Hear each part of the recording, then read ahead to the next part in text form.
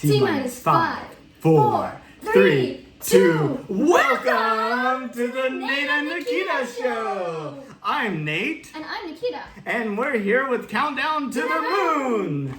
Well, Nikita, you know what happened last Tuesday? Yeah, Jeff Bezos went to space. Oh, really? How did he do that? Well, it's actually pretty simple. Jeff Bezos earned billions. He created his own space company called Blue Origin, worked on a system to get people to space, and then went to space. It's really not rocket science. Actually is. Oh, that is a good point. But I mean, like 52 years ago, what happened on Tuesday? Well, my homies Neil and Buzz were the first people to walk on the moon.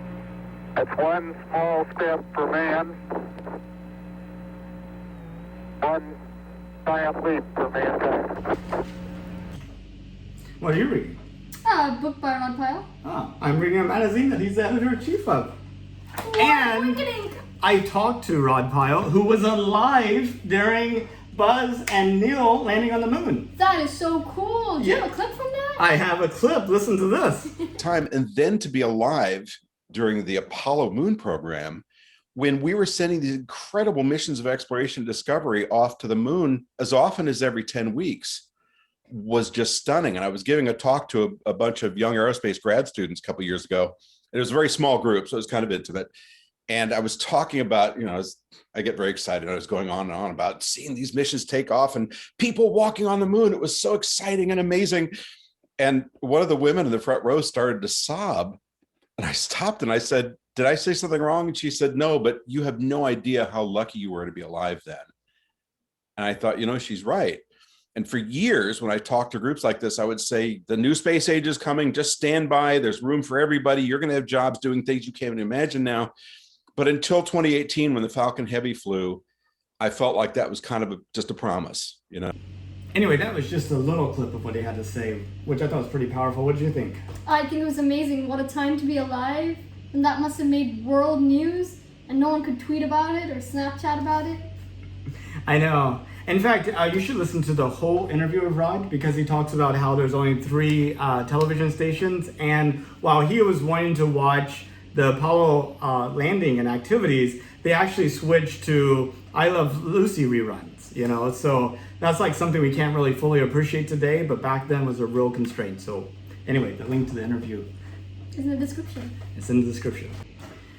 Between 1969 and 1972, or at least the end of 1972, we had 6 landings on the moon, each with 2 people, a total of 12 moonwalkers. And do you know what they all had in common? I'm betting they're really smart. Yeah, but I've seen something else. They were probably really fit. Yes, but... They're all married? Maybe. I think so. They all had children? Probably. But I was kind of thinking of something different. They were all white men. Oh. You mean they didn't send any women to the moon? No, they didn't send any women to the moon. In fact, they didn't even send any women to space into the 1980s. Where were the women? Well, there was a group of women that went through the same test as the men as part of the first Mercury program. They weren't actually part of NASA, but the doctors that did the test on the men astronauts actually did the same test on the 13 women who wanted to be astronauts. And they were known as the Mercury 13. There's actually a pretty good Netflix documentary about it. Let me show you a little clip from that. Cool. T-minus 3, I would have liked to have walked on the moon. 2, I could have walked on it. I could have kicked it out. I could have made dust 1, because I know the guys did. 0. I could have done anything they did. That sounds pretty moving. I'd like to watch that.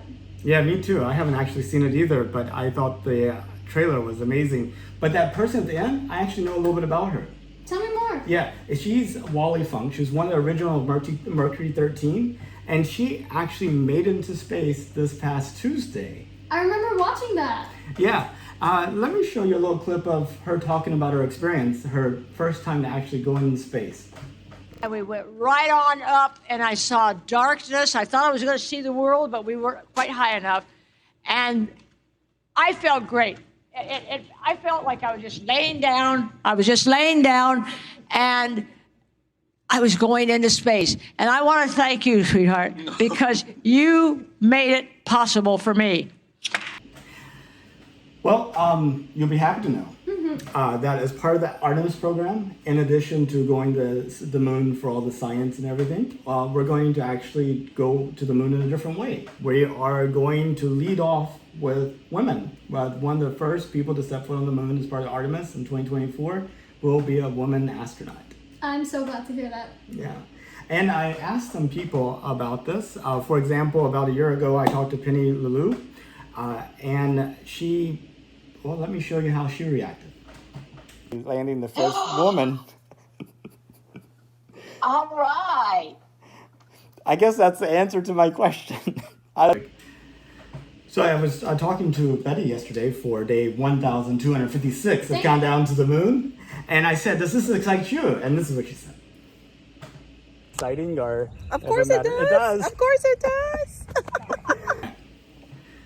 So that was pretty amazing. So people are clearly excited about having a woman go to the moon. And I think it's important that space includes all of us. And in fact, whenever it was announced that we were planning to go to the moon in 2024, the government leaders said, we are going to land the first woman and next man on the moon in 2024. And I think it's really easy to walk away from that thinking that that is the reason we're going to the moon, to land the first woman.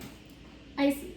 So I think it's really important to send a woman to the moon. I think it's important to send different people to the moon because if we want everyone to understand the mission, if we want everyone, including women, to feel some sort of attachment or pride when we do send people to the moon, we gotta be sending some women to the moon too. Yeah, absolutely, you should send them. But I think sending them to the moon is not the why, but is the how. Like the why is to go and explore and do the science and create the foundation for the next thing. But the how is important so that we could go with all of us and be inclusive. Absolutely. Yeah. And I know somebody else that wants to go to the moon. Watch this. I want to go to the moon on 2024. That's so cute. That's my nephew, Isaac. Anyway, I'm so glad to get to interview him. Talking about interviewing people, I actually have over 1,250 days of interviews to do, and you know who I really want to talk to? You. So sign up for an interview. Either that or run into me at Starbucks. Okay, well, until next time. I'm Nathan. And I'm Nikita.